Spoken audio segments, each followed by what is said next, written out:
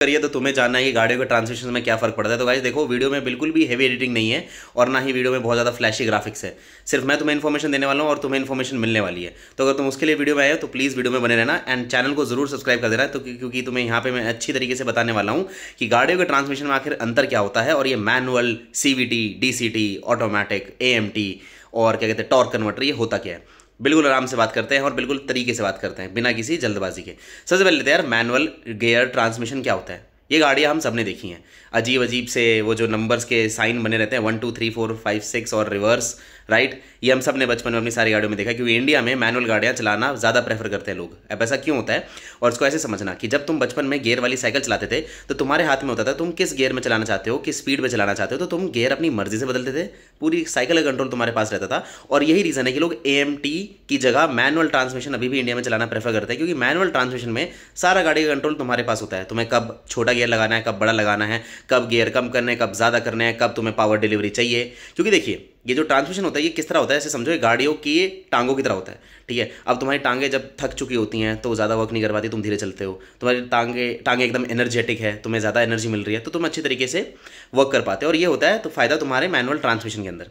अब आ जाते हैं इसके एडवांटेजेस के ऊपर। ऑब्वियसली तुम्हें अच्छी फ्यूल इकोनॉमी मिलती है, तुम्हें गाड़ी के ऊपर पूरा कंट्रोल मिलता है, तुम्हारी गाड़ी के अंदर कोई ऐसे तुम्हें जर्क्स नहीं फील होते जो ऑटो शिफ्ट्स में फील होते हैं। तो यार बाकी यार इसका सबसे बड़ा डिसएडवांटेज क्या है, इसको सीखना मुश्किल होता है, इसका बहुत ही लंबा बिगनर कर्व होता है। और दूसरा ये होता है कि यार गाड़ी तुम्हें ट्रैफिक के अंदर बहुत थका देगी, ठीक है। तुम ट्रैफिक में बहुत थक जाओगे अगर तुम्हारे पास मैनुअल ट्रांसमिशन वाली गाड़ियाँ हैं, ये इनका डिसएडवांटेज होता है।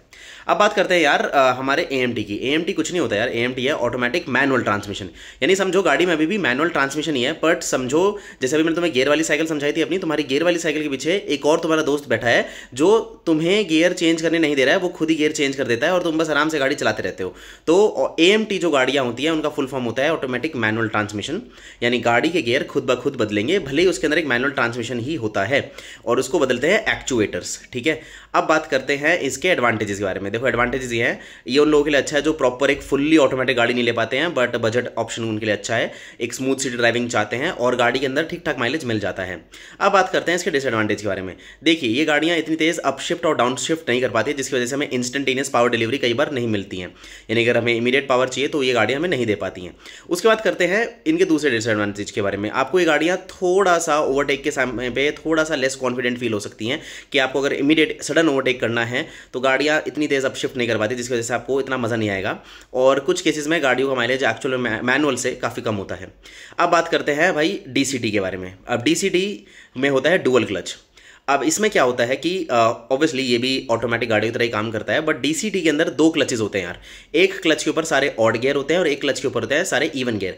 अब ये समझो तुम गाड़ी चला रहे हो, तुमने पहला गियर लगा रखा है, इसमें तुम्हें ऑब्वियसली तुम्हें इसमें मैनुअल ट्रांसमिशन का क्लच नहीं दबाना पड़ता, बट सपोज तुमने ऑलरेडी क्लच स्पीड दे रखी है और तुम फर्स्ट गियर में, तो गाड़ी को जब अप शिफ्ट करना है यानी सेकंड गियर में जाना है, राइट, तो गाड़ी को मेहनत नहीं करनी पड़ेगी, उसे एकदम से अपने इंजन को इमीडिएट कमांड नहीं देनी पड़ेगी, चलो अब इमीडिएटली उठ जाओ और अब जाके सेकंड गियर लगाओ, फिर वो चूज़ करेगा सेकंड गियर कब लगेगा। नहीं, इसमें ऑलरेडी जो 2 क्लच का है उसका फायदा यह है कि पहले क्लच पे अगर पहला गियर सिलेक्टेड है तो इंस्टेंटली दूसरा क्लच रेडी है दूसरा गियर लगाने के लिए, ऐसे ही तीसरा क्लच रेडी है तीसरा गियर लगाने के लिए। और ये ऑड गियर सारे एक क्लच पे और इवन गियर सारे एक क्लच पे है।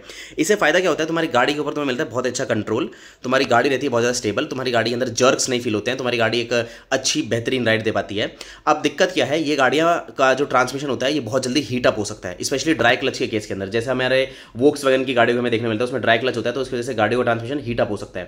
तो देखो यार ये होता है तुम्हारा डुअल क्लच ट्रांसमिशन DCT जिसे हम बोलते हैं। अब बात करते हैं CVT। यार CVT समझो जैसे एक्टिवा चला रहे हो तुम। अब एक्टिवा के अंदर ऐसे मानो कि तुम्हारे इंजन के अंदर ऑब्वियसली गियर एंड ट्रांसमिशन वगैरह हैं, पर समझो वो पुल्ली की तरह है, यानी अगर जैसे हमने आटा चक्की देखी है ना तो उस पर पुल्ली लगी होती है, ठीक है, राइट। तो ऐसे एक बेल्ट के थ्रू तुम्हारा जो इंजन है वो स्पीड के अकॉर्डिंग अपने गियर रेशियोज ऊपर नीचे कर देता है। गियर रेशियो अब कैसे समझाऊं तुम्हें, कि सपोज जब हमारी गाड़ी पहले गियर पे लगती है तो हमारा इंजन ज़्यादा टर्न करता है, ज़्यादा पावर लगाता है ताकि गाड़ी बिल्कुल जो खड़ी हुई है उससे चलने लगे, ठीक है। तो उस समय हाई गियर रेशियो होते हैं। जब गियर बढ़ते जाते हैं 1 2 3 बढ़ते जाते हैं तो गियर रेशियो कम होता रहता है, यानी इंजन को कम घूमना पड़ता है गाड़ी को घुमाने के लिए, कम मेहनत करनी पड़ती है, राइट।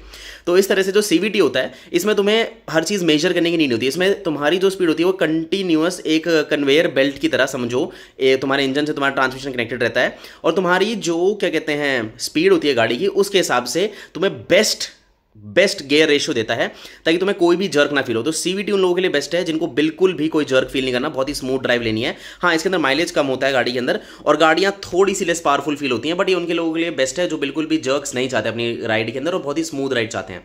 अब बात करते हैं भाई सबसे मेन चीज़ की जो होता है ट्रूली ऑटोमेटिक, उसको बोलते हैं हम टॉर्क कन्वर्टर ट्रांसमिशन की। ये बिल्कुल इस तरह समझो, सपोज एक डब्बा है, एक डब्बे के इस तरफ एक फैन लगा हुआ है, इस तरफ एक फैन लगा हुआ है और बीच में पानी भरा हुआ है। तुम एक फैन को अपनी उंगली से रोटेट करते हो तो अंदर का पानी भी रोटेट होगा और वो पानी रोटेट होकर ये वाला फैन भी घुमाएगा। बिल्कुल इसी तरीके से कोई भी मैकेनिकल पार्ट्स नहीं होते हैं इसके अंदर, मतलब होते हैं डेफिनेटली, बट जो तुम्हारा इंजन होता है वो एक मैकेनिकल फ्लूइड से कनेक्ट होता है। इसमें बीच में टरबाइन भी होती है, ठीक है, राइट। जो जब तुम्हारा इंजन घूमता है वो टरबाइन भी घूमती है, जिसकी मदद से जो पावर डिलीवरी होती है ना, वो मैकेनिकल कंपोनेंट्स जो होते हैं ना, सॉलिड मैकेनिकल कंपोनेंट्स, तो उसके अंदर ना जब पावर ट्रांसफर हो रहा होता है ना, बिकॉज ऑब्वियसली स्टील के बने हैं, मेटल के बने हैं, तो पावर ट्रांसफर थोड़ा सा फ्रिक्शन या बाकी चीज़ों की वजह से थोड़ा लूज हो जाता है जब पावर ट्रांसमिशन होता है, जब तुम ऐसे स्टील के पार्ट यूज करते हैं। बट जब तुम्हारा हाइड्रोलिक्स इन्वॉल्व होता है, जब तुम्हारे फ्लूइड्स इन्वॉल्व होते हैं, तो तुम्हें डायरेक्ट पावर ट्रांसफर मिलता है अपने इंजन से सीधा अपने व्हील्स पे। तो सबसे ज़्यादा पावरफुल और सबसे ट्रूली ऑटोमेटिक टॉर्क कन्वर्टर होता है गाइस। तो आई होप तुम ये समझ गए होंगे एंड वीडियो लाइक कर देना यार, सब्सक्राइब कर देना, चैनल को तुम्हारे सपोर्ट की बहुत ज़रूरत है। ज़्यादा वीडियो एडिटेड वगैरह नहीं करता हूँ यार मैं, I have limited resources, but तुमको पूरे ज्ञान अच्छी तरीके से देने की कोशिश करता हूँ।